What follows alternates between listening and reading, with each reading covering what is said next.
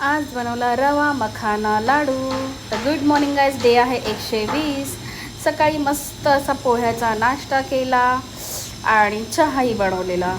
मस्त नाश्ता केला आणि सोबत चकलीही खाल्ली जी मी बनवलेली। ती रेसिपीसुद्धा तुम्ही ट्राय करा, तुम्हाला इतकी आवडेल ना ती चकली। दिवाळीमध्ये तर खरंच एकदम सिंपल रेसिपी आहे, काहीच करायची गरज नाही, भाजणी नाही, काहीच नाही, खूप टेस्टी लागते। त्यानंतर मग संध्याकाळी भांडे वगैरे घासून घेतली, किचन एकदम क्लीन करून घेतलं आणि साईडला ठेवला चहा ठेवला। त्यानंतर घेतलं 1 वाटी रवा, अर्धा वाटी दूध टाकायचं आहे आणि मिक्स करून त्याला रेस्ट द्यायचं आहे 10 ते 15 मिनटं। त्यानंतर मस्त त्याला मिक्स केलं आणि ठेवून दिलं।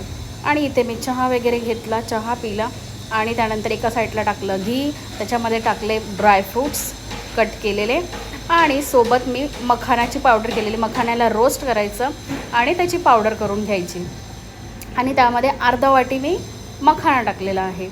त्याला मिक्स केलं, मस्त ते लाटून घेतलं आणि थोडंसं घी टाकलं पॅनमध्ये आणि दोन्ही साईडनं मस्त असे भाजून घेतले हे आणि थंड करून त्याचे तुकडे केले आणि मिक्सरमधून पल्स मोडवरती वाटून घेतले।